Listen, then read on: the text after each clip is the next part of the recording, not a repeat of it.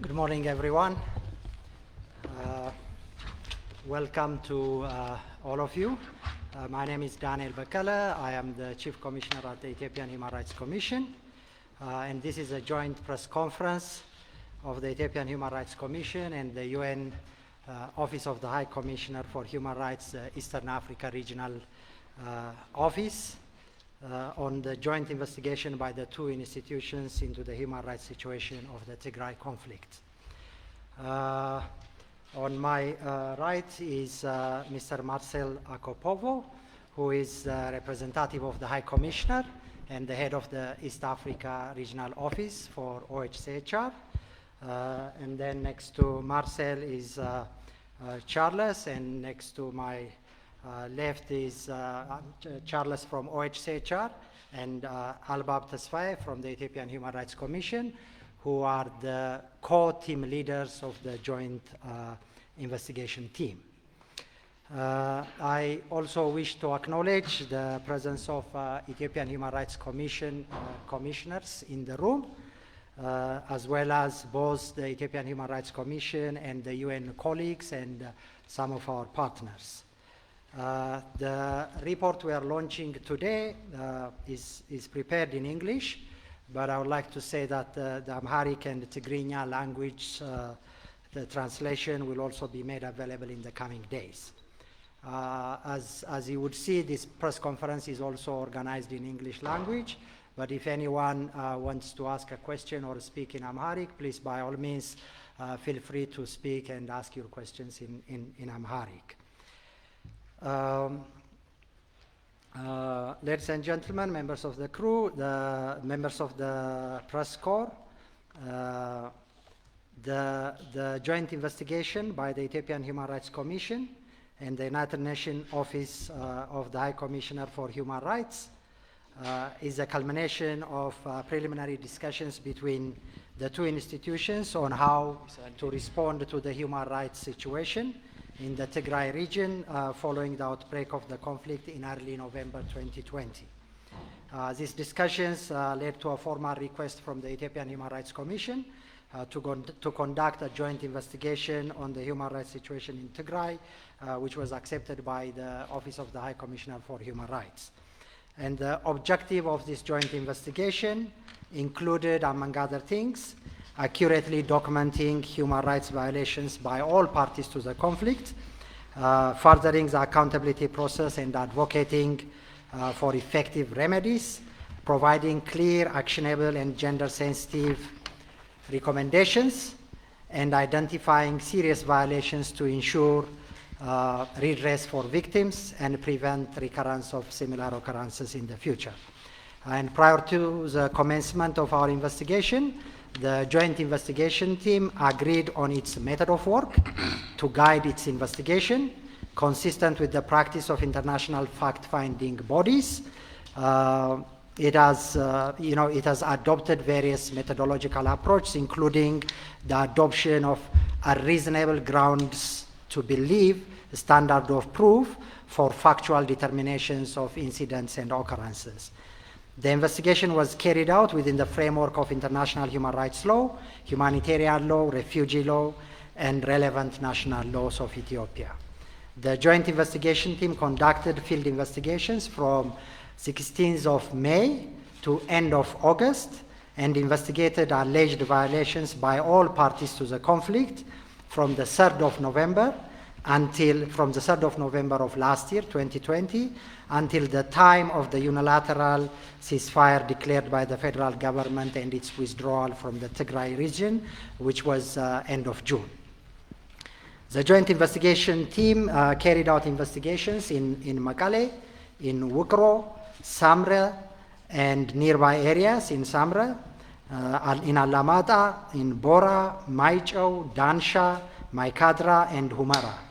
The joint investigation team also interviewed internally displaced persons from various parts of Tigray, including Adiaro, Adiharagai, Adigrat, Adwa, Badime, Dangolat, Humara, Korem, Maikadra, Mekelle, Kiha, Shimalba, Shire, Shiraro, Tamben, and Zalambasa.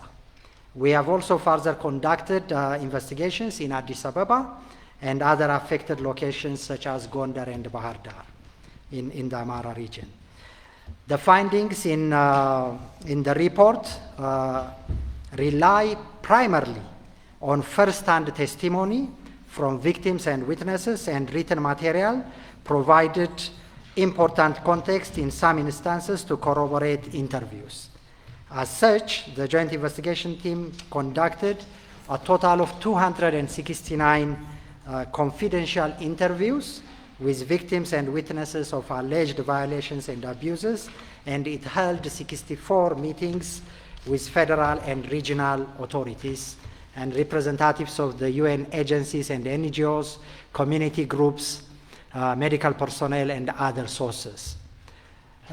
This report does not in any way purport to be an exhaustive record of all relevant incidents that occurred during this period, but it fairly and reasonably illustrates the main types of and overall patterns of violations and abuses over the period in question. Based on the information gathered and analyzed by the Joint Investigation Team, there are reasonable grounds to believe that all parties to the conflict have committed major violations and abuses in the context of the conflict, including: 1, the Ethiopian forces, the Eritrean forces, and the Tigrayan forces. I just want to do a quick reminder that in the report you would find, and in my presentation probably, you would find that we would be using a lot of acronyms. So ENDF is for Ethiopian National Defense Forces, EDF is for Eritrean Defense Forces, and TSF is for Tigrayan Special Forces, and ASF is for Amhara Special Forces. So, as I was saying, all parties to the conflict have committed major violations and abuses in the context of the conflict, including, I would list some of them as an example. Number 1, the ENDF, EDF, and TSF carried out attacks on civilians, resulting in the deaths and injuries of men, women, boys, and girls, civilian objectives which enjoy special protection under international humanitarian law, such as health facilities, schools, places of worship, and houses were indiscriminately attacked. Parties to the conflict failed to take sufficient precautions to protect civilians and civilian objects. For example, 29 civilians, including 3 children, were killed in Mekelle due to shelling by the ENDF on the 28th of November of last year. On another example, between 25 and 27 November of last year, an undisclosed number of civilians died in Wukro due to exchange of artillery between ENDF and TSF, and several private and public properties were also damaged. And 15 civilians were killed between 9 and 11 November of last year in Humara due to artillery shells fired by EDF and TSF, which is the Eritrean forces and the Tigrayan forces. Number 2, the Ethiopian forces, the Eritrean forces, and FANO, which is a group affiliated to the Amhara militia, and the Tigrayan forces and affiliated militia, and a group called SAMRI, a local Tigrayan youth group, have committed unlawful killings and extrajudicial executions amounting to violations and abuses of international human rights law and international humanitarian law. And persons taking no direct part in hostilities were willfully killed by parties to the conflict. A majority of these killings targeted young men.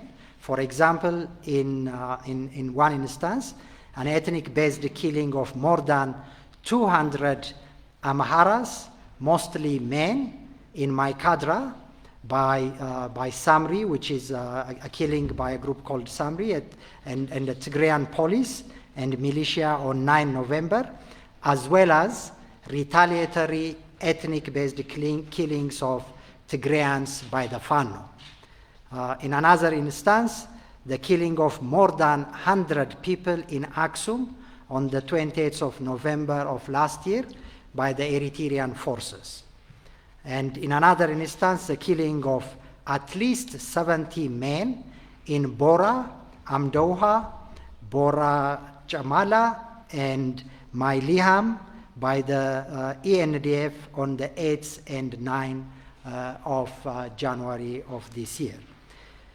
The Ethiopian forces, the Eritrean forces, number 3, the Ethiopian forces, the Eritrean forces, the Tigrayan forces, and allied militia and Tigrayan police committed acts of torture and ill treatment against civilians and captured combatants in various locations across Tigray, including in military camps, in detention facilities, in victims' homes, as well as secret and unidentified locations.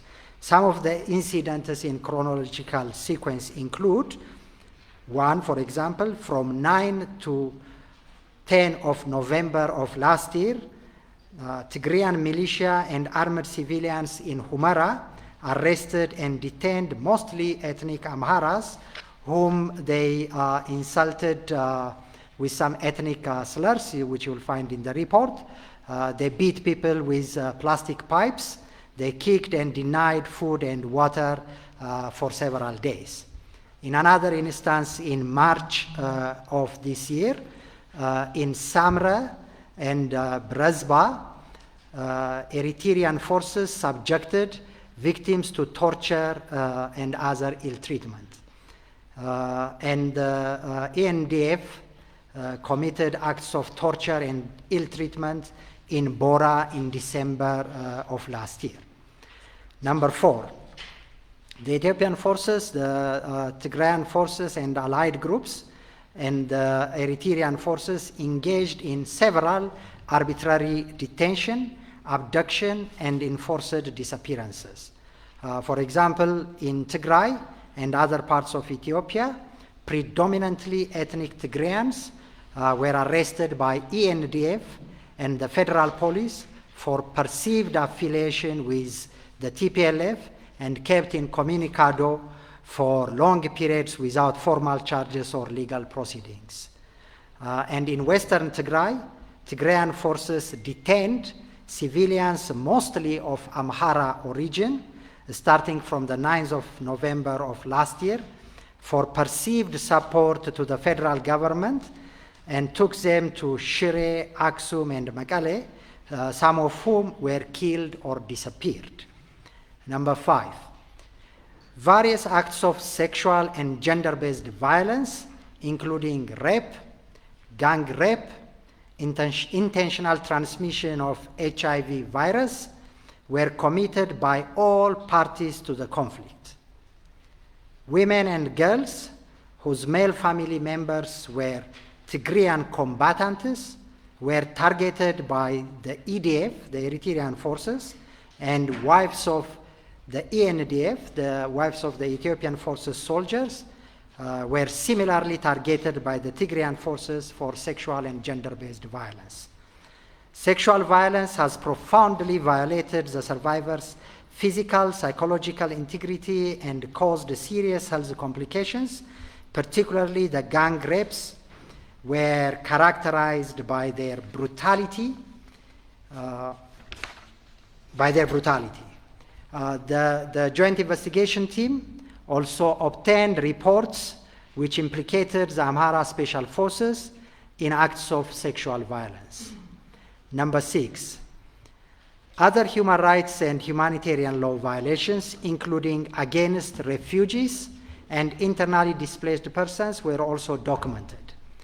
The Tigrayan forces and the Eritrean forces violated the civilian character of Shimelba refugee camp, and the fighting between the Tigrayan forces and the Eritrean forces around the refugee camp resulted in the destruction of the camp, the displacements of thousands of refugees, and the disappearance of hundreds. Some refugees were forcibly returned to Eritrea by the Eritrean forces, and the TSF, the Tigrayan forces, is reported to have looted private properties of the refugees and property belonging to humanitarian organizations. Number 7, hundreds of thousands of civilians fled their homes in Tigray at different intervals. The Tigrayan population in particular was significantly affected by forced displacement in western Tigray. The forced displacement of ethnic Amharas from their homes by the Samri Youth Group with the support of the local administration in Maikadra in November 2020 was followed by a widespread retaliatory forcible displacement of ethnic Tigrayans, mainly in western Tigray, by the Amhara Special Forces, by the Amhara militia and Fano. The displacement caused by different groups has also exacerbated the existing tension between mainly Tigrayans and Amharas in the area, where they once lived together, and which might prove to be a challenge in efforts to return IDPs in safety to their previous residences. Number 8, children were subjected to sexual and gender-based violence, physical injuries, and in some cases killing as a direct result of the conflict.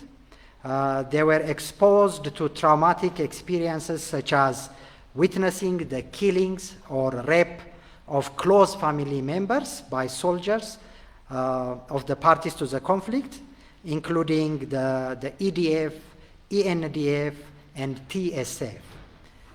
The displacement and killing of their caregivers left children orphaned and vulnerable to further violation and abuses. Number 9, parties to the conflict also are also implicated in violations against older persons and persons with disability, including killings, injuries, and sexual and gender-based violence.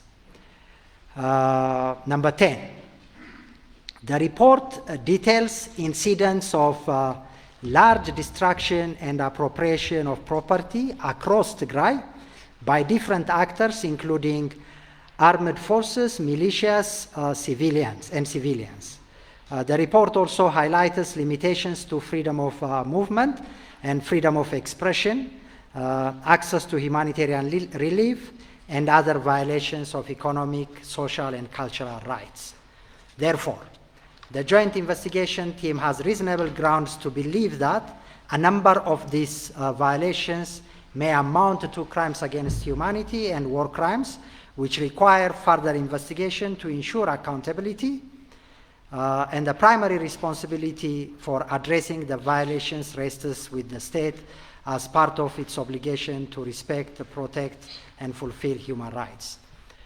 Now, before I invite my colleague Marcel to present the summary of our recommendations and his own remarks as well, I would like to conclude my part by saying that I would like to thank the victims, the families, and other witnesses who shared their experience in this investigation.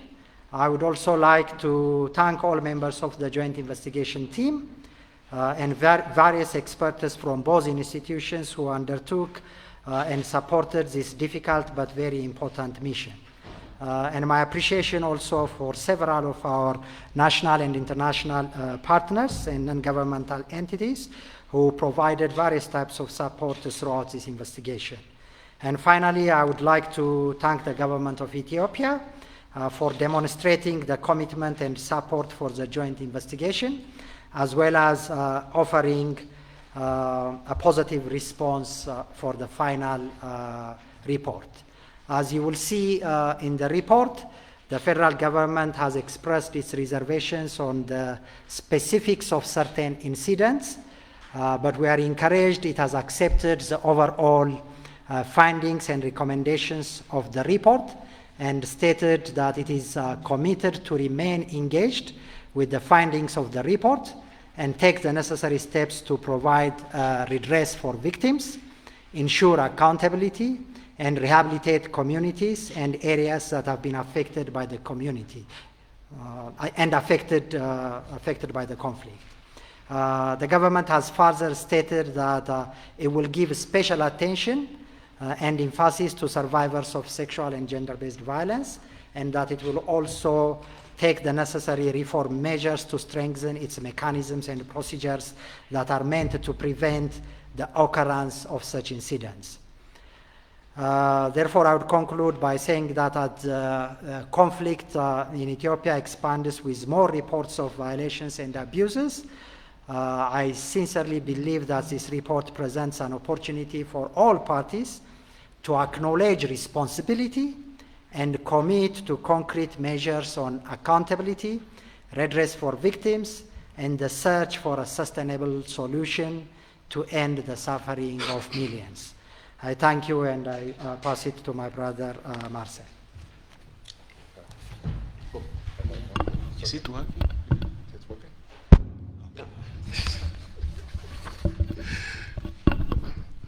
Thank you.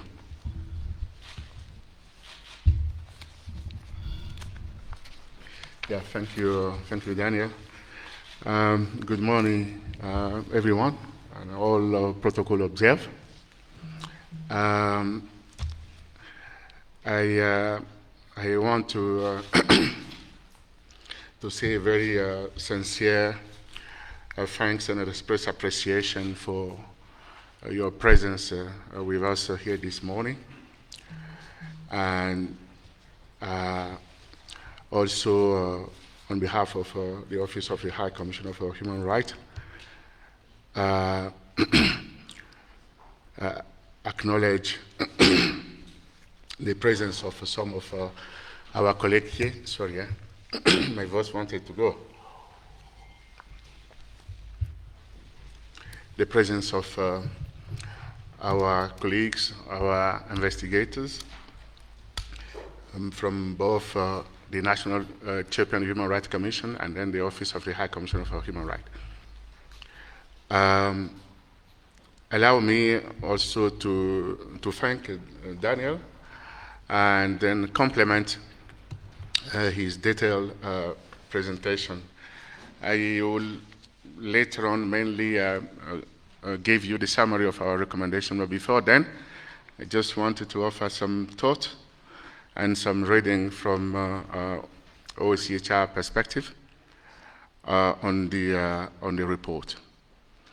Probably there may be some repetition because Daniel has been very extensive, but all the same, I believe that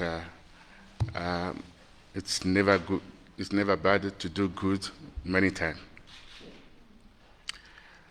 Our joint report with the Ethiopian Human Rights Commission has today laid bare the terrible toll on civilians of the conflict in Tigray from early November 2020 to until 28th of June 2021, as Daniel mentioned, when the government of Ethiopia declared a unilateral ceasefire. Indeed, and based on what my colleagues, my partner, have said, we have indeed a reasonable ground to believe that during this period, all parties to the Tigray conflict have committed to varying degree violation of international human rights, humanitarian, and then refugee law. Civilians in Tigray have been subjected to brutal violence and suffering, and the joint investigation team uncovered numerous violations and abuse, including unlawful killings, extrajudicial execution, torture, sexual and gender-based violence, violation against refugees, and then forced displacement of civilians. I'm not going into those details because Daniel has already given you a lot of such. Civilians indeed paid and continue to pay the heaviest price. But I want to talk to you about stories. I want, in the frame, in the context of what he's described as a finding, I want to talk about, just randomly picked from so many testimony that we've been able to collect. I want to talk about the family of 4 people killed in Aida, in Mekele, as their house was shelled, reportedly, by the Ethiopian National Defense Forces without any apparent military justification. I want also to talk about the 26-year-old woman in Adyet who was gang raped reportedly by Eritrean Defense Forces soldier in front of her 3-year-old daughter. And then I also wanted to talk about the man in Maikadra attacked with machetes, reportedly by the Samri Tigrayan youth group, shot in the back and thrown in the fire. The war continues with this egregious testimony that we've been able to collect across the board. And every day, more people are suffering and are dying. It is vital from our perspective that all parties heeds the repeated calls to end hostilities and seek the lasting ceasefire. As ever, there is an urgent need for a serious inclusive dialogue with the genuine intention on all sides to reduce tension, avoid more civilian suffering, and find peaceful solution.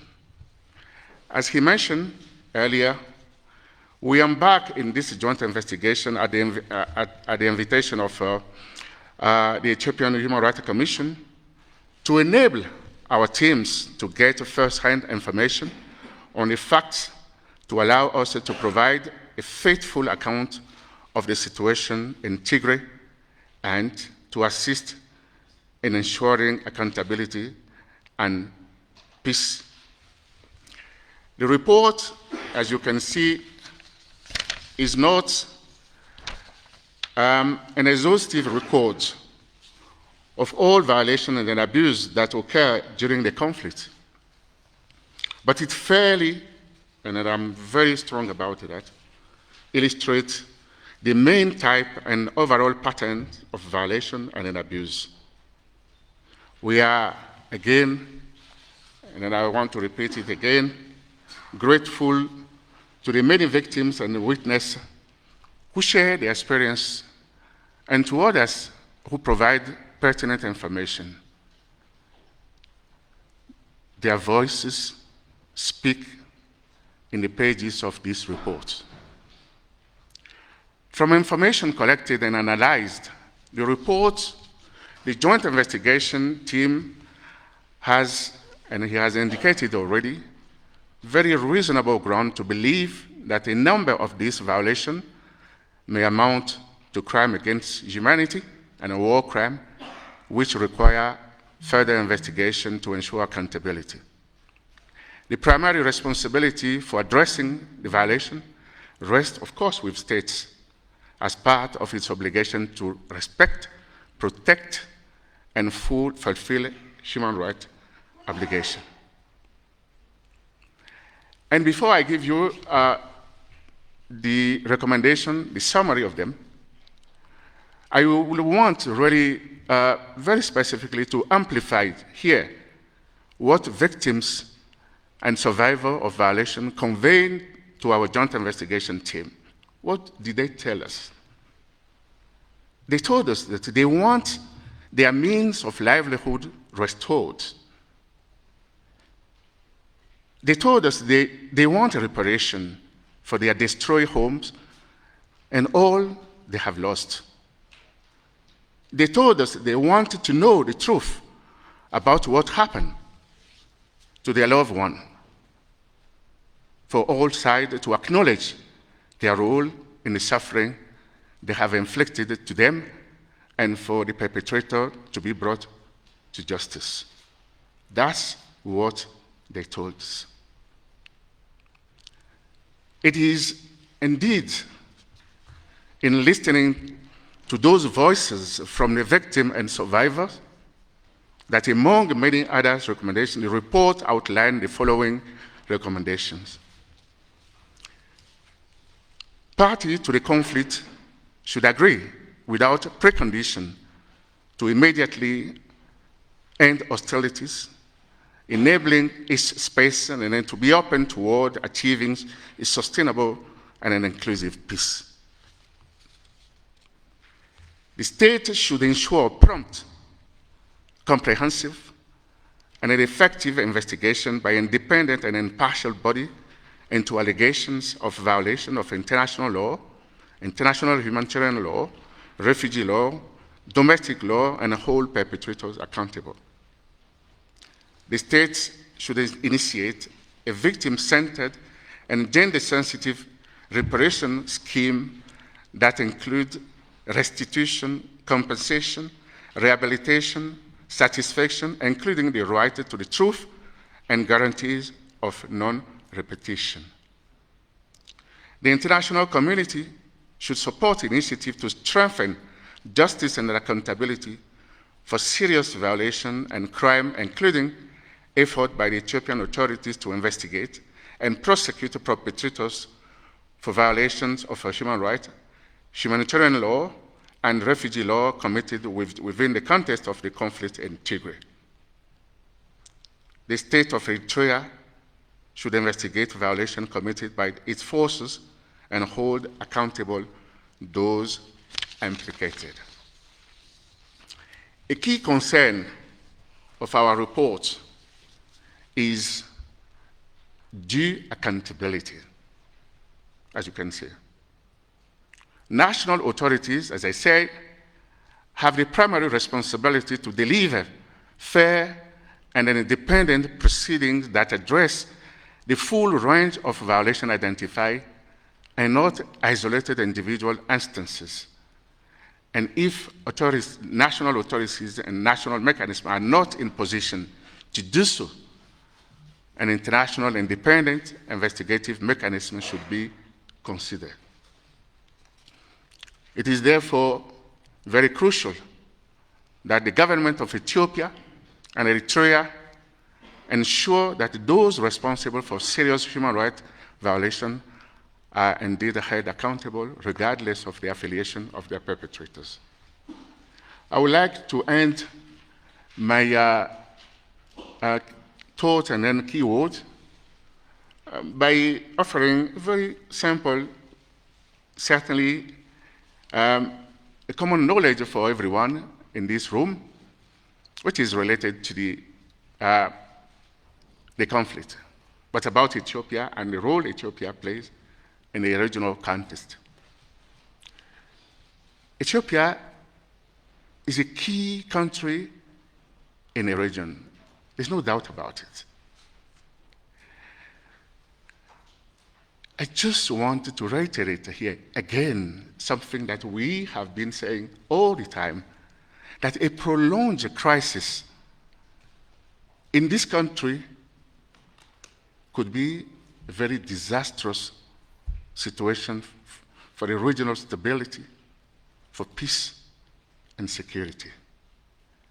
And this is not just a concern to Ethiopians, to Tigrayan, to everyone affected by this conflict, but it is a reality that concerns the whole of the East and the whole of Africa.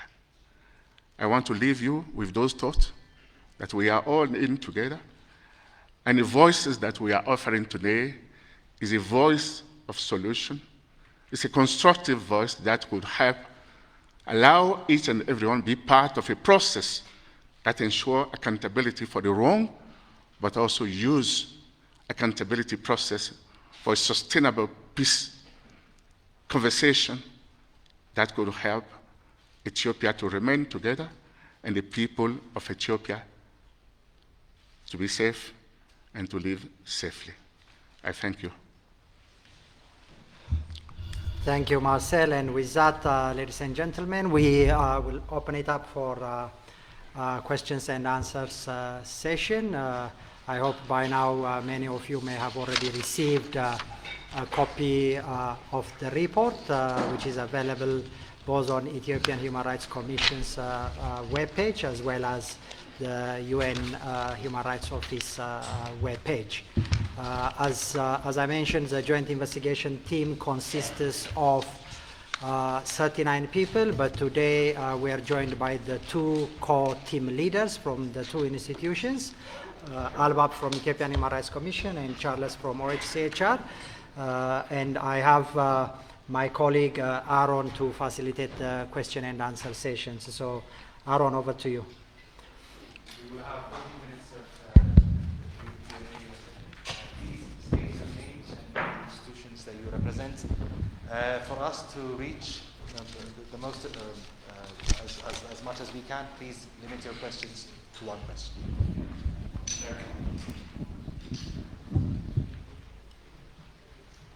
Thank you very much. I just have a couple of questions. One is, did your investigators visit Sudan? Because Reuters have been, reporting atrocities committed on Tigrayans, which are now, living in Sudan. So, did your investigators have managed to visit Sudan and spoke to, Tigrayans who are residing in Sudan?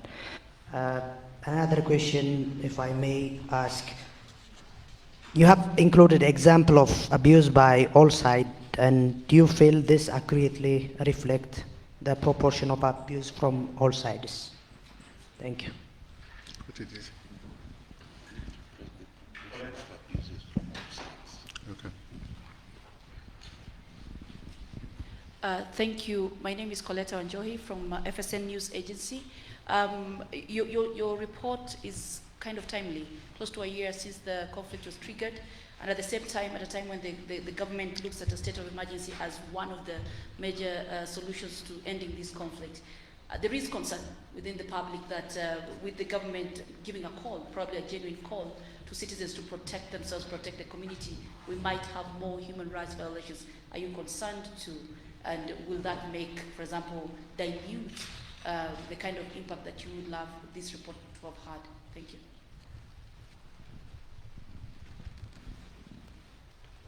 Gentleman over there, and Robbie, and then we'll go back to እሺ አመሰግናለሁ። በአማርኛ ስለሚሰራ በአማርኛ ጠይቃለሁ። ዶክተር ዳንኤልን ለመጠየቅ የምፈልገው ነገር ከሰሞኑ የዚህ ምርመራ ሪፖርት ይፋ እንደሚደረግ ከመገለጹ ጋር ተያይዞ አንዳንድ ስቶሪዎች ዜናዎች ያያችሁ ይመስለኛል። ምንድነው መጠየቅ የፈለኩት ይሄንን ምርመራ በምታደርጉበት ጊዜ ከመንግስት ወይም ከዚህ ጉዳይ ጋር በቀጥታ ከሚገናኙ አካላት ጫና ተጽዕኖ ጉዳዩን በደንብ ማሳየት እንዳትችሉ የሚያደርግ ተጽዕኖ ደርሶባችሁ ነበር ወይ? በተለይ ከመንግስት እንዲህ አይነት ተጽዕኖና ጫና ደርሶባችሁ ነበር ወይ? ሪፖርቱ ምን ያህል ከነዚህ ነገሮች የነጻ ነው ብላችሁ ታምናላችሁ? Thank you.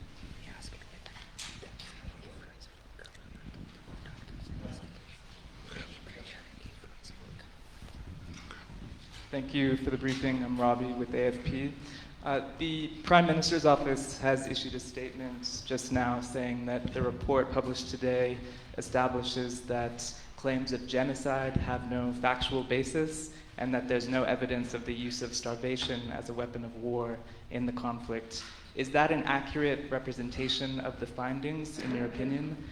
And are you confident weighing in on those issues or ruling them out, given the considerable limitations that your investigators encountered while on the ground? And secondly, related to that, I wanted to ask about your access to survivors. Given some of the claims by the TPLF of bias against the Ethiopian Human Rights Commission, did survivors in Tigray cooperate with you? And are you confident that you were able to get a complete picture of abuses that were perpetrated against them? Thank you. Allow me to to plead with you to repeat, because I barely hear anything you say, please. Can you repeat the last part of your question? Yes, I can. I'm over here, if it helps. So given the allegations by the TPLF that the Ethiopian Human Rights Commission is biased, I wanted to ask about your access to survivors within Tigray. Did survivors cooperate with your investigators, and are you confident that they gave you a full picture of the abuses perpetrated against them during the war?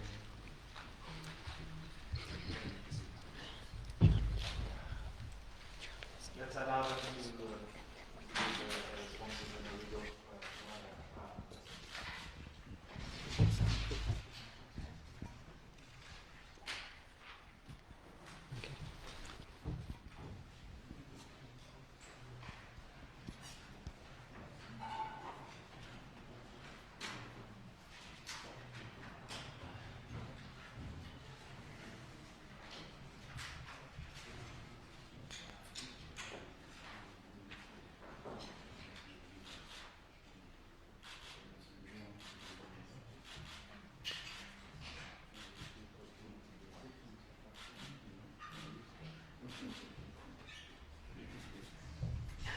Okay, thank you for those questions. I will have my colleague Albab respond to one of the questions, and then I will respond to the others, and we complement each other with our responses.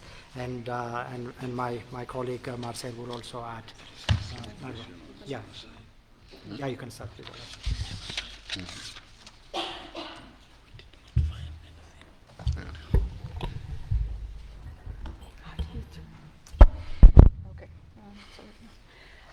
Hello, everyone. So just to maybe respond to the last question about access to survivors, I hope you have seen our report or the executive summary, which indicates how many witnesses and survivors we have managed to talk to, which is quite considerable. 269 people, 124 women, 145 men. We have had challenges, which is indicated in our report. One of the challenges being the perceptions of bias, not only of EHRC, because we've also had some challenges of suspicion towards international actors as well, which is due to the climate that we are operating in. There has been a very strong campaign against the joint investigation as well from all sides. So I would like to acknowledge that, yes, there were challenges, but we were able to really carry out our work to the best extent possible in light of the reality that we are operating in.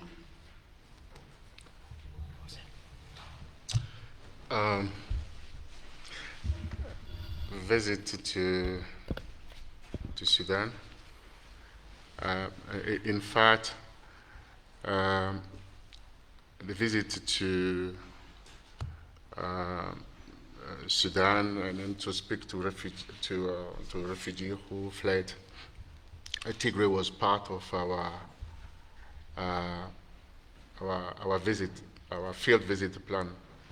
So the deployment as part of its geographical coverage also at the planning stage included Sudan. But unfortunately, the joint investigation team did not go to Sudan for various reasons. I think it's, first of all, the change in the dynamic of the conflict, secondly, logistic, and then also for time, availability of a time issue. So we were not able to go jointly to Sudan.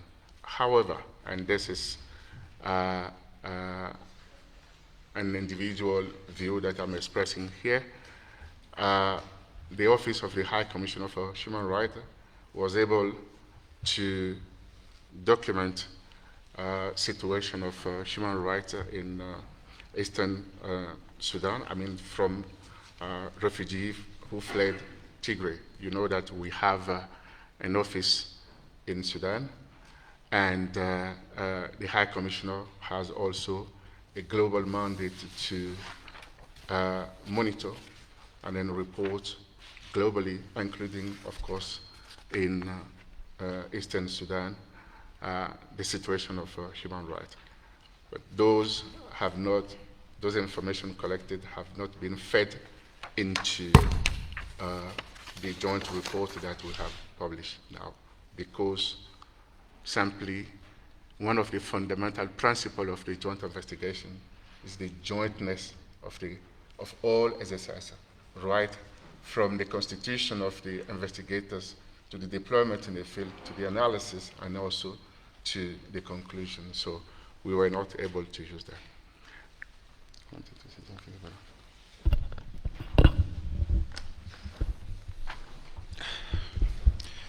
No, I wanted just to add that when you look at the report later, when you get access to the whole copy of it, you will see that we have addressed some of the challenges that we have faced and some of the issues that are being responded to now, like not being able to access certain areas or not being able to go to Sudan, are some of those challenges. I wanted to respond to a question. It wasn't very clear whether the investigation was able, or in all the information collected, does it reflect a balance of all the abuses committed by all parties? When you look at the report, you will find that in different locations there are other parties who are implicated more than others.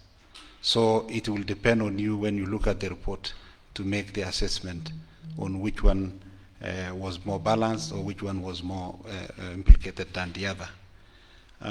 With respect to the question on genocide, I think that maybe Daniel will also add on that, but when you look at the report, the investigation team could not confirm that. There are a number of violations that we encountered when we spoke to the victims, but we could not confirm that. What we could say then, as per the recommendation, is if that such an allegation is there and still there, that could still be unearthed by another mechanism. But this joint investigation was not able to confirm that. Yeah. Thank you, Charles. Just adding a few more words on to what my colleagues have said. Yeah, the investigation has identified a wide range of human rights violations and abuses. The most serious ones being crimes against humanity, which may amount to crimes against humanity or which may amount to war crimes. Mind you, the standard of proof we have adopted for such a human rights investigation is a lower threshold than is normally required in a criminal investigation.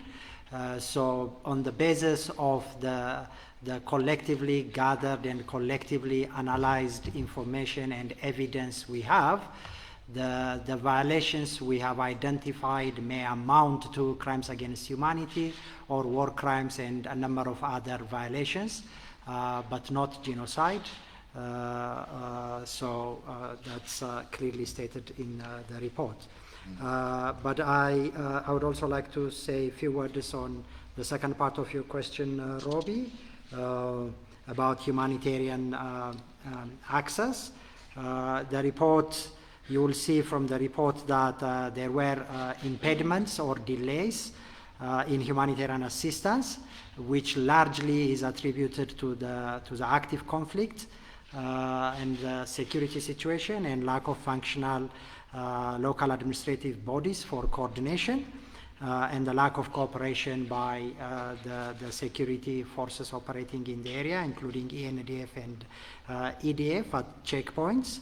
And also Tigrayan forces were also implicated in setting up roadblocks in delaying delivery of humanitarian relief. But overall, on your point, whether or not there was a deliberate or willful denial of humanitarian assistance, the Joint Investigation Team did not confirm that there is a deliberate or willful denial of humanitarian assistance to the civilian population in Tigray or the use of starvation as a weapon of war. But the JTI recognizes the need for further investigation on these alleged violations related to denial of access to humanitarian relief, as well as the killings of humanitarian workers. And I will let my colleague Marcel add a few more thoughts, but responding to one of the colleagues here who asked in Amharic, and if you don't mind, I will be happy to reply to him in Amharic. But his question was whether or not the joint investigation has been subjected to pressure and influence from government or other sources, but more importantly from government. ከመንግስት ተጽዕኖ ደርሶባችሁ ነበር ወይ ብለህ ያነሳውን ጥያቄ ወንድሜ፣ የምርመራ ስራችን ልዩ ልዩ አይነት እንቅፋቶችና መሰናክሎች ገጥመውት ነበረ። ያንን በሪፖርታችን ላይ እናመለክታለን። ተግዳሮቶች ነበሩ። ነገር ግን በምርመራ ስራ ሂደታችን ውስጥ ከመንግስት ወይም ከሌላ አካል ቀጥታ ተጽዕኖ ገጥሞን አያውቅም። ያ ማለት ችግሮችና እንቅፋቶች አልነበሩም ማለት አይደለም። ግን በየትኛውም አይነት መስፈርት ከመንግስት ወይም ከሌላ ማንኛውም አካል ቀጥተኛ ተጽዕኖ እና ጣልቃ ገብነት በስራችን ውስጥ አልነበረም።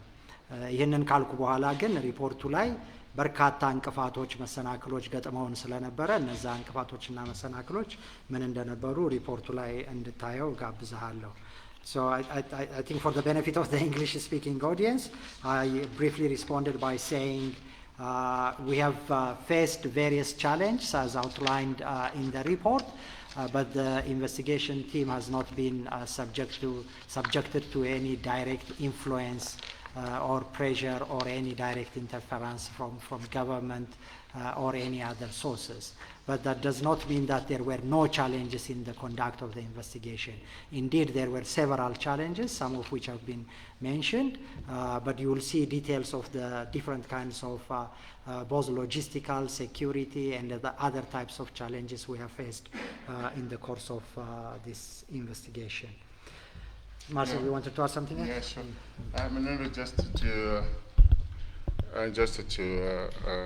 To clarify that the joint investigation is simply a human rights investigation.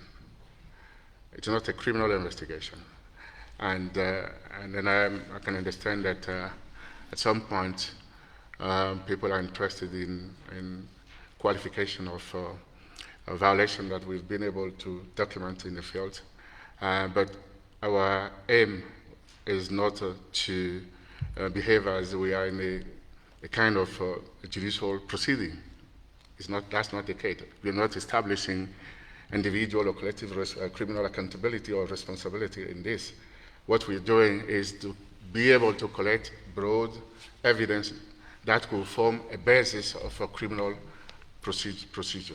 So I think that it's very, very difficult for us in this role to, on this basis, make some determination as if we are in the context of a criminal proceeding, which require a different set of threshold for legal analysis, and which will require a different, definitely set of instructions and of analysis of evidence and evidentiary basis, as you know, those of you who are lawyers. So that's something that I wanted to clarify. Thank you. Thank you, Marcel. Before we open it up for another round of questions, I think there is one question we forgot from, I think it's from Coletta from MSN, about the release of this report, given the context Ethiopia is in, including the state of emergency situation. So obviously, as we also indicated in our presentations, the conflict continues to expand with more reports of violations and abuses, which is of grave concern. And the time Ethiopia is in, as my colleague Marcel has explained, is a critical moment. So we do acknowledge that the continued expansion of the conflict continues to pose more risk for human rights situation in the country, but at the same time we do hope that the release of this report hopefully presents an opportunity for all parties in the conflict to pause, reflect, and acknowledge responsibility, and use the opportunity of this moment and its overall findings and recommendations for the start of a new chapter towards concrete measures both on accountability and redress for victims, as well as the search for sustainable solution out of the deep political crisis Ethiopia is in. With that, Aaron, another round of questions?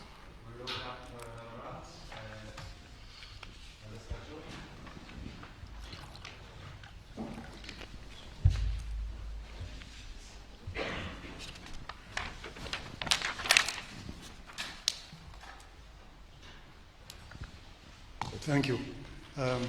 My name is Meleskacho. I work for VOA. My question goes to Chief Commissioner Daniel. TPLF has repeatedly said your commission, or the commission that you are leading, is not impartial and independent. What's your take on this?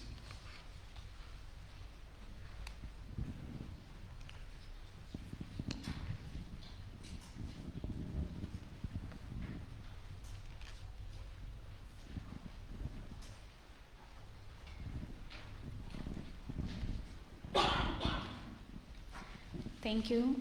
I'm Eleni from Kana Zena. The first question is, perhaps if you could elaborate a little bit on the methodology used, because a lot of the questions arising seem to be about the validity and the accuracy of the report. So if you could elaborate a little bit, the ones you mentioned in passing, on the methodologies used to come up with the report. My second question is, the Ethiopian Defense Forces, the Tigrayan Special Forces, the Eritrean Forces were mentioned as parties to the conflict. Is that an all-inclusive list, or were there other parties to the conflict, whether internal or external, that your investigation has identified? Thank you. Hi, I'm Fred from the Times of London. My first question follows on from the one about Sudan. Do you feel that the findings of your report was undermined by the facts that your investigators weren't able to travel to certain areas within Tigray, particularly Aksum? And my second question is, which party to the conflict is responsible for the bulk of the violations that your teams identified? Thanks.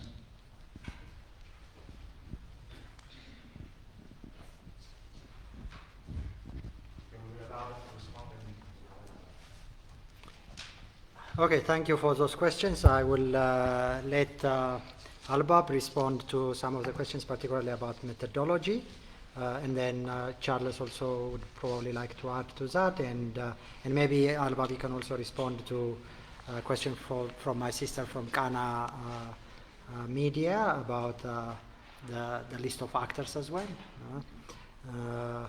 And then any of the questions you want to respond to, and we will respond to others.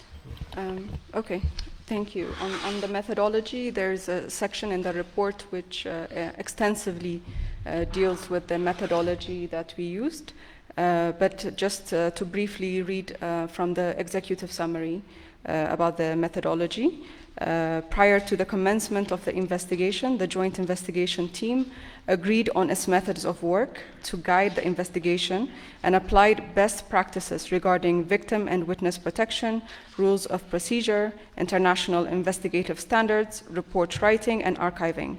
Consistent with the practice of international fact-finding bodies, the Joint Investigation Team adopted a reasonable grounds to believe standard of proof for factual determination on individual cases, incidents, and patterns of violations. So this is basically the standard that was used, and we worked, of course, very closely together with the Office of the High Commissioner for Human Rights, which developed the guidance and practice on commissions of inquiry and fact-finding missions on international human rights law and international humanitarian law. But you can find more information in the report.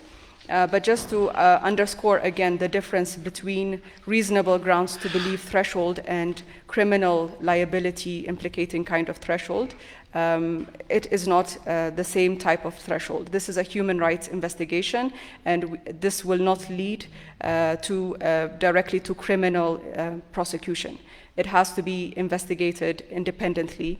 So basically, this is indicative of further investigations into allegations of human rights violations, IHL, and refugee law. I think the other question was about the parties to the conflict. I think in different incidents and in different locations, different parties are implicated. At times, I think there were also groups like the FANO as well as the SAMRI. So the list you mentioned was not complete, but you will find in the report different actors involved in different kinds of allegations. Maybe on the question of ranking perpetrators, that was not the intention of the investigation, and it is not included in the objectives of the investigation as well.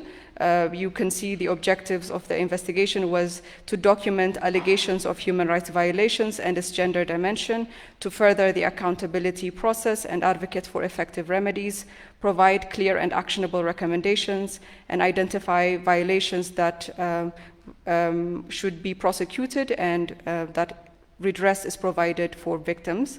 But I'm sure that the principals have more to say on this. Thank you, Albab. Charles?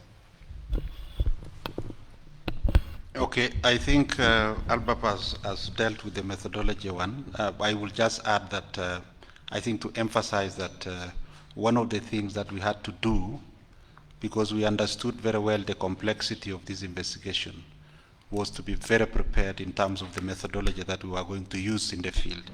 And therefore, before the investigation started, we developed a methods of work which is consistent with the OHCHR accepted international methodology. So we employed the practice that is used also for commissions of inquiry and fact findings. And therefore, if you look at the report and some of the information, including the testimonies that were provided, we carried out interviews with the victims and witnesses, a number of them. Some of them we have even put quotations there. We also visited places where these incidents happened, so we observed ourselves. This is going to be different from a remote kind of investigation or monitoring. And then we made sure, for example, where it came to sexual violence, that we had experts within the team that were dealing with the sensitive cases of sexual violence, ensuring that confidentiality and all elements around investigation of such incidents were adhered to according to the international standards. There is the question on other places where we were unable to visit, which we have actually outlined as part of the challenges. But we had to deal with this by ensuring that we interviewed people that had been affected from these locations, especially from the IDP sites where we visited.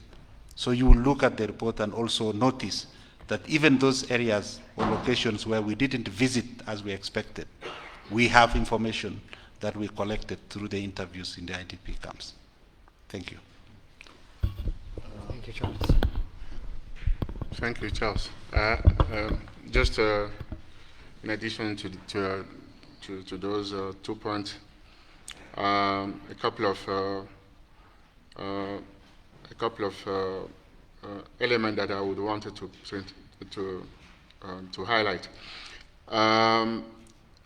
In addition to the methodology, which really, as Albab and then Charles say, were fundamentally conform with international standard applicable, which we also use as a OHCHR to conduct our own monitoring. And there are elements within the methodological process that we have taken into consideration, which are extremely important in every single investigation. The first one is the gender dimension. The gender dimension has been extremely carefully weighing and then sustainably considered throughout the process, right from the constitution of the teams to the interviewing process and then the collection of information to the analysis and so on. So it has been something that has extremely been very much present in our methodological process, but also thinking. The second one is the protection of sources. I think given the context we were operating in, the protection of sources, and especially applying the do no harm principle in conducting this investigation was key. We encountered a situation where definitely interviewing victim or source could present a significant protection threat for them. So it is our responsibility not to go ahead, and that has been preserved throughout the process. And then last, still in this protection, and then protection of sources, but also protection of data, we have set up what a very secure online database, a SharePoint, where we have access not only to have a more democratic and then safer management of the data that we've been able to collect it, but also how everyone could have access to the same information, but in a more protected way. So all those elements form part of the methodological process that help us to arrive at the conclusion that we are presenting to you today, but also to the recommendation that we have formulated, which hopefully could lead to criminal investigation and to ensure that accountability prevails in the context of the conflict. The action element, I was sure that when we come here today, we will be asked how can you present a report without going to Aksum, because Aksum is one of the very emblematic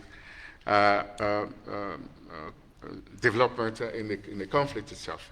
But as Charles says, of course that we didn't go to Aksum in the context of this joint investigation, but we've been able to largely interview sources, witnesses, people who are in the IDP camp in various locations across Tigray to collect very vital and critical information to be able to form a judgment and an analysis that went into this report on the Aksum situation. And then the final point, I think that Charles also alluded to that. I think that what we try to do is not to be in a kind of blame-based mindset. What we try to do is to be able, in a very authentic way, collect information by going to and then speak to the victims, by establishing contact, creating an emotional and then reality context for us to collect information, but also to be able to be the voice of those people. And then I think that in that sense, what we have been able to achieve so far, I believe, I don't know if you share it, is unique. Just in the context of the authenticity of the account that we've been able to collect by interacting with the people and those who have been victims of various human rights violations and abuse. So that is, my view, is extremely important in the notion that field deployment matters, and the relationship or the contact that we've been able to have with people who have suffered is also something that is extremely important in securing that authenticity of account that we have presented in this report. So, yeah. Thank you, Marcel. And just adding a few more clarification on the Aksum point and maybe a little bit on the Sudan one. I think I think your question was like you alluded to not getting to Aksum, but as a joint investigation team, we have not been able to get to Aksum, but that does not mean that we have not totally not been able to get to Aksum. But actually, we have been to Aksum, and this is the Ethiopian Human Rights Commission, just ahead of the start of the joint investigation. was in Aksum, has conducted an in-depth investigation on the ground by talking to direct victims and families, collected lots of evidences, and we have issued quite a very detailed report which has documented and reported the killings of over 100 people in Aksum primarily by the Eritrean forces. So it is those findings which has also informed the joint investigation, and the joint investigation has made use of some solid findings the two institutions have collected in advance of the start of the joint investigation. So in that sense, we have been to Aksum. It's not like we have not been to Aksum. It's one of the major investigations that the Ethiopian Human Rights Commission has undertaken, actually. On your point about Sudan, Marcel has explained it very well. Unfortunately, the timeline for the release of this report and the timeline to reach to all the places we need to reach to, including the logistic and security challenges, did not match. And we have not been able to speak to as many people as we would like to.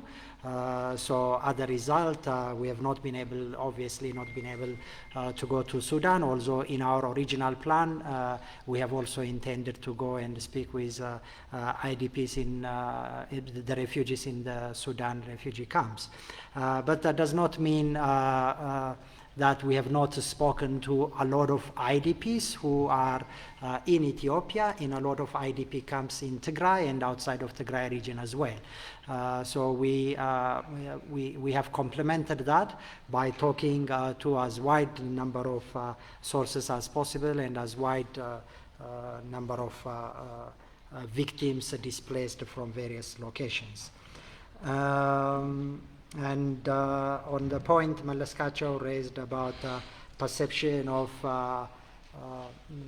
TPLF on the independence of the Commission, the Ethiopian Human Rights Commission, these perceptions of bias, as Albab mentioned, is not unique to the Ethiopian Human Rights Commission. You will find in the report that in some of the areas where we have gone for investigation work, we have experienced perceptions of bias against the Ethiopian Human Rights Commission in some instances, and we have experienced perceptions of bias against the UN office as well.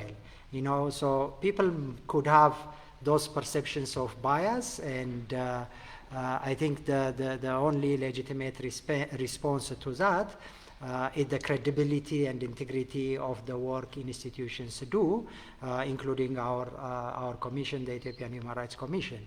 Like Albab and Charles explained, not only this investigation work, but all of our other works is guided by a very rigorous methodological care and responsibility. So I think the work we have done at the Ethiopian Human Rights Commission, particularly on Tigray over the last 1 year, which consists of 14 statements and 3 major investigation reports. This is since November of last year. Is testament to the independence and integrity of the work the Commission does. And you would also recall that the Ethiopian Human Rights Commission actually was the first one to report on the involvement of the Eritrean forces in the Tigray conflict, particularly with the Aksum report. So our statements and reports and several of the interviews I myself have done in the past really shows that we do our work with a great sense of care and methodological approach and responsibility, and that is a testament to the independence of the work we do, including this joint investigation. I hope we have covered the questions, and maybe we can take another round.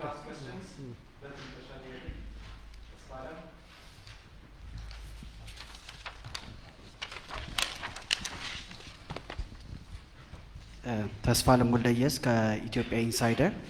እዚህ ሪፖርታችሁ ላይ ስለ አካውንታብሊቲ የጠቀሳችሁበት ፓርት ኮንክሉዥኑ ላይ የኢንተርናሽናል ሜካኒዝሙ ኮምፕሊመንታሪ አይደለም የናሽናል ሜካኒዝሙን ሪፕሌስ ማድረግ የለበትም ትላላችሁ። ነገር ግን እዛው ታች ወርዳችሁ የናሽናል ኢንስቲትዩሽኖቹ ያደረጓቸው ኢንቨስቲጌሽኖች ያሟሉ አይደሉም፣ ኢንተርናሽናል ስታንዳርድን የጠበቁ አይደሉም ይላል። ይሄ የሚጋጫውንም ወይ? ሁለተኛው ነገር የናሽናል ኢንስቲትዩሽኖቹ ኢንተርናሽናል ስታንዳርዱን የማያሟሉ ከሆነ ምንድነው ሰጀስት የምታደርጉት? ምን እንዲደረግ ነው የምትጠብቁት? በአካውንታብሊቲ ደረጃ የተወሰኑ ምሳሌዎችን ጠቅሳቸዋል። በሚሊተሪም በሌላም ቦታ በአቶርኒ ጀነራልም የተደረጉ ነገሮችን የጠቀሳቸዋቸው አሉ። ምን እንዲደረግ ነው በአካውንታብሊቲ ደረጃ የምታስቡት? አመሰግናለሁ።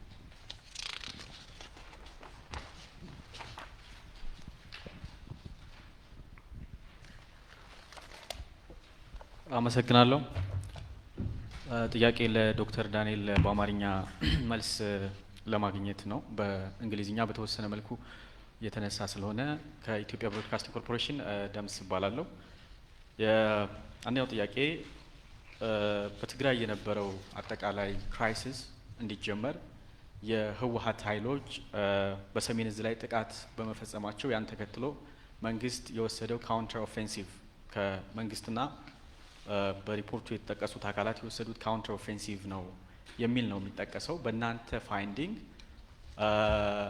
ህወሓት በሰሜን እዝ ላይ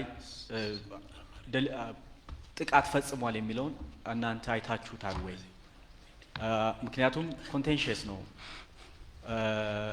አንዳንድ የህወሓት ሰዎች መብረቃዊ ጥቃት ፈጽመናል ሲሉ ያነሳሉ። ሌሎች ግን አይ ይሄን በግልጽ የማያስቀምጡት ሰዎች አሉና በፋይንዲንጋችሁ ይሄ ህወሓት በግልጽ ሪፖርቱም ላይ በተወሰነ መንገድ የተነሳ ስለሆነ በግልጽ ይሄን መፈጸሙን አረጋግጣችኋል ወይ? አንደኛው ጥያቄ እሱ ነው። ሁለተኛ የሰብአዊ ጥቃት ሁሉም ፓርቲዎች እንደፈጸሙ ተነስቷል። ይሄ የዘር ማጥፋት ጥቃት ተብሎ ሊገለጽ የሚችል ነው ወይ? ሪፖርቱ ይሄን እንዴት ነው የሚያየው የሚል ነው። ሌላው ረሃብን እንደ የጦር ስልት መጠቀም ላይ ይሄን እንዴት ነው ሪፖርታችሁ ያየው የሚለውንም ይሄንም እንዲያነሱልኝ እፈልጋለሁ። ሌላው አሁን በአፋርና በአማራ ክልል ተስፋፍቶ ጦርነቱ የቀጠለ በመሆኑ ይሄን ኢንቨስቲጌት ለማድረግ ጆይንት ቲሙ ይሰራል ወይ? አመሰግናለሁ።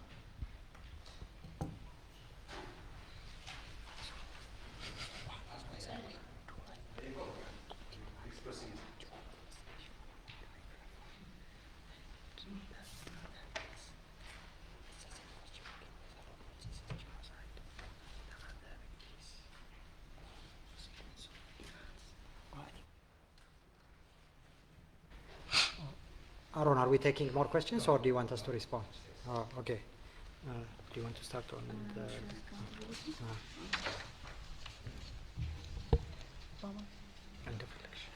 Okay, so the question was in Amharic, so I think I'll respond in Amharic. Accountability ላይ የጠቀስከው ተስፋለም so አጠቃላይ ፕሪንሲፕሉ ኢንተርናሽናል ክሪሚናል ፕሮሲኪዩሽንም ኢንተርናሽናል ክራይምስ አማውንት የሚያደርጉ በሮም ስታቹትም የተጠቀሰው ናሽናል ሜካኒዝምስ ዊሊንግ እና ኤብል እስከሆኑ ድረስ ፕሮሲኪዩት የሚያደርጉት እነሱ ናቸው። ኢንተርናሽናል ሜካኒዝሞች ኮምፕሊመንት ነው የሚያደርጉት ወይ ዊሊንግ እና ኤብል እስካልሆኑ ድረስ ነው። ሶ አይ ቲንክ ሙሉን ማንበብ ያስፈልጋል። ሬኮሜንዴሽን ላይም የተጻፈውም ማየት ይኖርብናል። ስቴትመንቱን ኦፕኒንግ ሪማርኩ ላይም ፕራይመሪ ኦብሊጌሽን ያለበት መንግስት እንደሆነ ይጠቅሳል። ሶ የሬኮሜንዴሽናችን ላይም እንዳስቀመጥ ነው ሁለት ኦፕሽን እንዳለ አሳይተናል። ናሽናል ሜካኒዝሞች ፕሮሲኪዩት ማድረግ ኦፍ ኮርስ ኢንተርናሽናል ስታንዳርዱን ባሟላ ሁኔታ ፕሮሲኪዩት ማድረግ እንደሚችሉ አንዳንድ ስቴፖችም እየተወሰዱ እንደሆነ ሬኮግናይዝ አድርገናል። ግን ማግኒቲዩድ እና ግራቪቲውን በማየት ካፓሲቲ አለ ወይ የሚለው አሰስ የሚደረግ ነገር ነው። ይሄንን አት ዲስ ፖይንት ኮንክሉድ የምናደርግበት አይደለም። ዩ ኖ ፈርዘር ኢንቨስቲጌሽን ያስፈልጋል። ፕሮሲኪዩሽንም የሚከተሉት ነገሮች ይኖራሉ።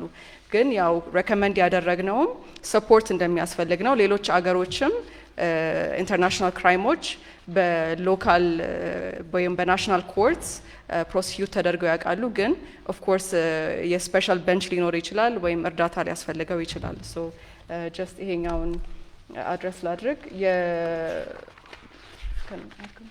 የኖርዘርን ኮማንድ አታክ የሚለውን ደግሞ የኢንቨስቲጌሽኑ ፐርፐስ ይሄ አልነበረም። የኢንቨስቲጌሽኑ ፐርፐስ was to look at human rights violations, humanitarian law violations እና refugee law violations ነው።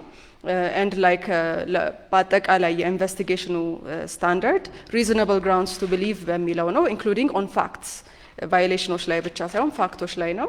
ሶ ሪዝነብል ግራውንድስ ቱ ቢሊቭ የሚለውን አሟልቷል ብለን እናስባለን።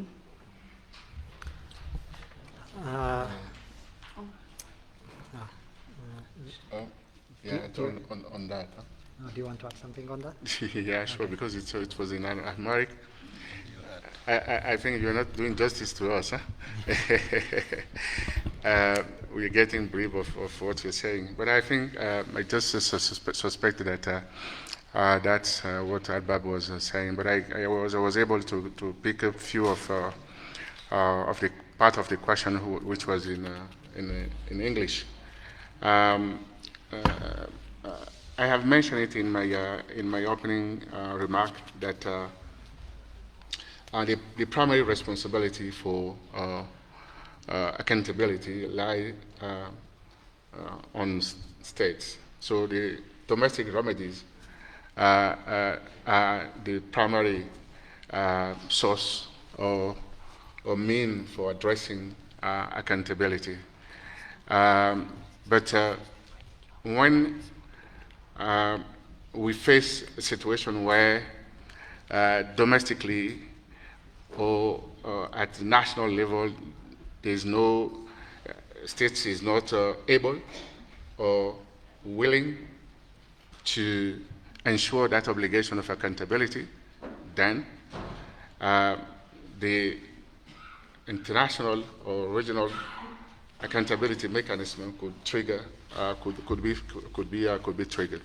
And then in our report we mentioned the possibility of international independent investigative mechanism, which of course is an option that is there for accountability purpose should states that are in question here fail or do not show any willingness to move forward to take judicial step for criminal accountability on some of the human rights violations we have been able to document. So I think that this is, we have even in the press release mentioned the case or the reference, we made reference to Syria, we made reference to Myanmar, who could be a kind of a model to inspire such kind of accountability process should we be in the situation to resort to them. Yeah. Thank you, Marcel. And responding to some of the additional questions from EBC, from Demis, he asked me in Amharic, so I will respond to that in Amharic as well. So Demis ያነሳቸው ጥያቄዎች በዚህ የጣምራ ምርመራ ቡድኑ በዚህ የምርመራ ሂደት ማረጋገጥ የቻለው ተፈጽሟል ብለን የምናምነው የሰብአዊ መብት ጥሰት አይነቶች በእንግሊዘኛ ቋንቋ ክራይምስ አጌንስት ሂዩማኒቲ ወይም በሰብአዊነት ላይ የተፈጸመ ወንጀል ወይም በእንግሊዘኛ ቋንቋ ዎር ክራይም የጦር ወንጀል ሊባሉ የሚችሉት ሁለት የወንጀል አይነቶች ሊሆኑ እንደሚችሉ የሚያመላክት ማስረጃ ነው ያገኘነው እንጂ የጂኖሳይድ ወንጀል ለመፈጸሙ ወይም ለመሞከሩ የሚያመላክት ማስረጃ አላገኘንም። ስለዚህ ሪፖርቱ የሚያረጋግጠው የተገኘው ማስረጃ በጣምራ ቡዱ በጣምራ በተሰበሰበና በጣምራ በተተነተነ መረጃ መሰረት የደረስንበት ድምዳሜ የወንጀሎቹ አይነት ተጨማሪ ምርመራ ማድረጉ አስፈላጊነት እንደተጠበቀ ሆኖ ክራይምስ አጌንስት ሂዩማኒቲ ወይም ዎር ክራይምስ ሊሆን ይችላል የሚል መደምደሚያ ነው። ስለዚህ ይሄ የዘር ማጥፋት ወንጀል የሚለውን በዚህ ሪፖርት ውስጥ አላመለከትንም።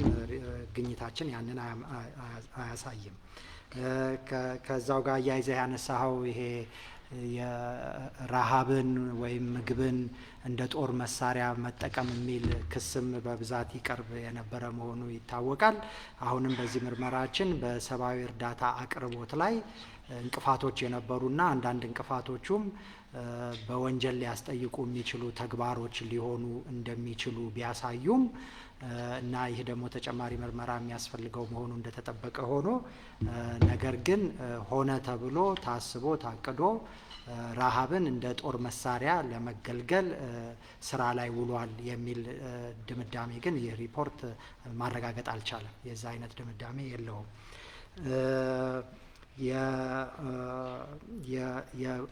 የክስተቶችን ቅደም ተከተል በሚመለከት ያነሳኸውን በሪፖርታችን ኮንቴክስት የሚል ሴክሽን አለ። እዛ ሴክሽን ውስጥ ስታነቡ ታገኘዋለ። ኮንቴክስት ማለት የግጭቱን አነሳስ እና አውድ በአጠቃላይ ምን ይመስል እንደነበረ ባጠና ነው በመረመር ነው በጋራ በሰበሰብ ነው ማረጃ መሰረት ቅደም ተከተሉን እናስቀምጣለን እና ከዛ ውስጥ አንደኛው ጥቅምት 24 ነው በኢትዮጵያ ወይም በፈረንጅ አቆጣጠር ኖቬምበር 3 ቀን የትግራይ ኃይሎች በሰሜን እዝ ላይ የፈጸሙት ጥቃት መሆኑን በሪፖርቱ ላይ አረጋግጠን አስቀምጠናል። ከዛ ቀጥሎ ደግሞ በማግስታው ኖቬምበር 4 ቀን የኢትዮጵያ መንግስት ያወጀውን የኦፌንሲቭ የጦርነት ምንድነው የሚባለው የኢትዮጵያ መንግስት ደግሞ ከኖቬምበር 3 ጥቃት ቀጥሎ ደግሞ በወሰደው ወታደራዊ እርምጃ የተከታተሉትን ነገሮች ቅደም ተከተላቸውን በዚህ መልክ አስቀምጠናል። ስለዚህ ይሄ በሪፖርቱ ላይ በትክክል ተቀምጧል። የዚህ አይነት ቅደም ተከተል እንደነበረው ማለት ነው። የአፋርና አማራ አካባቢ ይሄ ሪፖርት ካቋረጠበት ጊዜ በኋላ ያለውን ሁኔታዎች በሚመለከት ሁለቱም ተቋሞች OHCHRም የኢትዮጵያ ሂውማን ራይትስ ኮሚሽንም የየራሳችን ምርመራ ስራዎችና ክትትል ማድረግ ቀጥለናል። የሃይ ኮሚሽነር ፎር ሂውማን ራይትስ ምናልባት ዛሬ የሚያወጡት አፕዴት እንዳላቸው ገልጸዋል እና ምናልባት እነሱ በዛሬው ዕለት ወይም ሰሞኑን የሚያወጡት አፕዴት ይኖራቸዋል። በሌላ በኩል ግን የኢትዮጵያ ሰብአዊ መብቶች ኮሚሽንም በራሳችን በኩል ምርመራ ስናደርግ ስለቆየን ከዛ ከጁን መጨረሻ በኋላ ያሉ ሁኔታዎችን በሚመለከት ያደረግነውን ክትትልና የደረስንባቸውን ግኝቶች ወደፊት እናሳውቃለን። ግን ይሄ ጆይንትሊ የተሰራ ሳይሆን በየራሳችን ተቋሞች የተሰራ ነው። ምናልባት ግን መረጃዎቻችንን አነጻጽረን የጋራ ስራም ልንሰራ የምንችልበት እድል ካለ በመነጋገር ላይ ነው ያለነው። እነዚህ ናቸው። ሌሎች ጥያቄዎች አሉ ወይስ በዚህ ነው የምንጨርሰው? ጨርሰናል። ኦኬ so I responded that you have your own update of the June events and yeah. So ሁላችሁንም I thank you so much all of you for coming for the press conference and you'll find the full report in our websites like I said and have a wonderful day and a wonderful afternoon.